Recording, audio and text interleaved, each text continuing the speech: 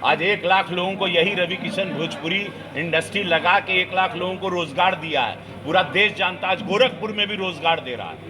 नचनिया मेहनती लोगों को मत बोला, अपने कला का प्रदर्शन करते हैं। माँ भगवती, माँ सरस्वती की कृपा है, और उनको इस तरह से बोलना, उसको देखिएगा क्या हशर होगा इन लोगों का।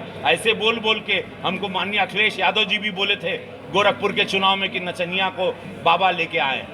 वह नचनिया 7.5 लाख वोट पाया, वह रवि किशन।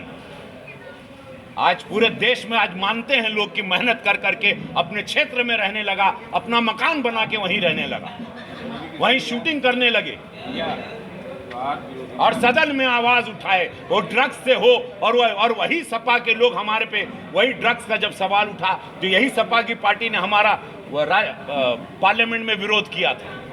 वही आवाज मेरी गूंजती है जो आवाज यहां गूंज रही है आजमगढ़ में, जिसको आप लोग आर्यमगढ़ बनाने जा रहे हो। यही आवाज गूंजती है